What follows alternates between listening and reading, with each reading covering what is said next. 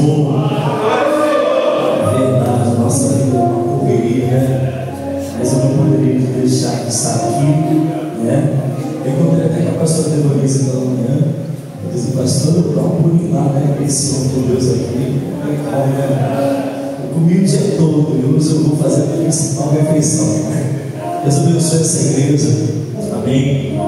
Deus abençoe o pastor Eliseu, abençoe a vida do pastor Eliseu. Senta-se toda a igreja, os obreiros, servos, ministros, abençoados também nessa noite. Irmão, sempre acreditei que eu vim para ser ministrado, mas eu quero compartilhar algo com você. Eu pedi, abre comigo aí, Atos dos Apóstolos, capítulo 20, a partir do verso número 7, amém? Hoje, de lá de casa, eu para sentir o avivamento que Deus está derramando sobre essa casa, amém? É raro ver um feriado desse em silêncio lá fora, né, pastor? Irmão, não tem barulho, isso é o mover de Deus. Você pode dizer para Deus por isso? Amém, glória a Deus. Atos capítulo 20, verso 7 diz assim: no primeiro dia da semana, estando os discípulos reunidos para partir o pão, Paulo mesmo, tendo de sair no dia seguinte, ensinava-lhes e alongou um discurso até meia-noite. E havia muitas lâmpadas no cenáculo onde estava reunido um jovem por nome de Eutico, que estava sentado na janela, rendido por um sono profundo. Já que Paulo prolongava seu discurso, foi vencido pelo sono e caiu no terceiro andar abaixo e foi levantado morto. Só que aqui, vai para cá bem rápido, apenas uma oportunidade. Existe algo na vida do ser humano, e principalmente na vida do cristão, pastor, que é o olhar. Diversas vezes, né? Por diversas vezes, Jesus fala da importância do olhar na vida do cristão, e as principais delas, Jesus fala que os nossos olhos são as janelas da alma.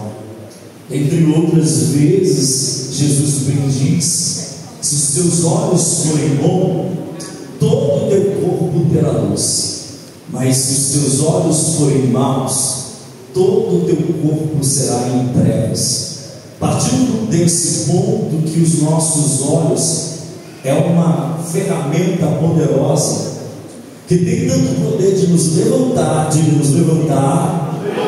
quanto nos derrubar, Jesus chama atenção para isso.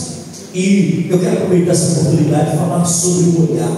Se a gente for parar para analisar, a Bíblia fala sobre alguns homens que olharam para alguns lugares. Você lembra de Davi? Davi está no período de guerra, pastor Eliseu, e ele está no período de guerra, mas ele vai para o palácio, e o texto diz que ele olha para fora, ele olha para a sacada, e quando ele olha, ele se depara com uma mulher por nome de Betseba. Você conhece uma das mulheres, não a mulher mais linda daquele tempo.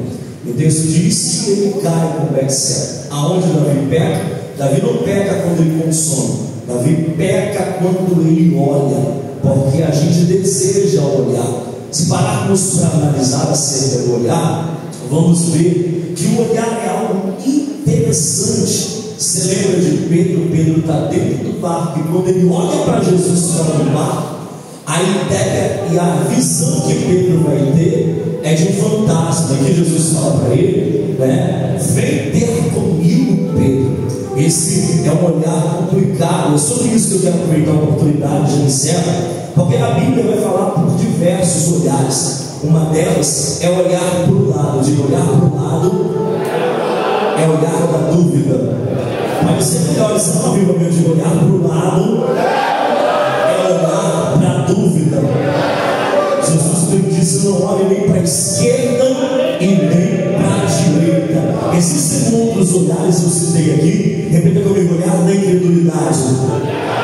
Olhar da incredulidade é o olhar de Pedro. Quando Pedro olha para fora, ele acha que é um fantasma.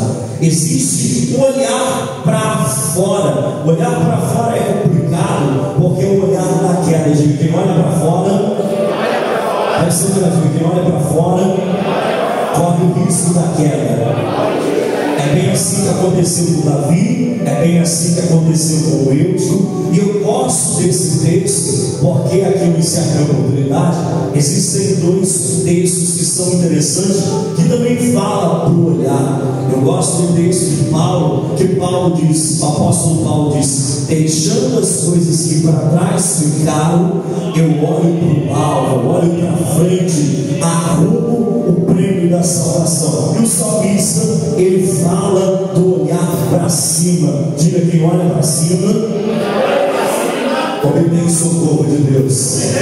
O salmista diz: eleva os meus olhos para o monte, de onde me vem socorro? O meu socorro vem do Senhor, que fez os céus e a terra. Eu encerro a oportunidade. Agarra na mão desse irmão aí, diga para ele: o maior avivamento desse dia é manter olhando para frente. Sacudeja ele, diga: você está proibido de olhar para trás, você está proibido de olhar para o lado. A ordem dessa noite é olhar para frente. Pastor, me prova que é proibido olhar para trás. Isso. Pastor, me prova que é proibido olhar para trás. O avivamento é olhar para frente.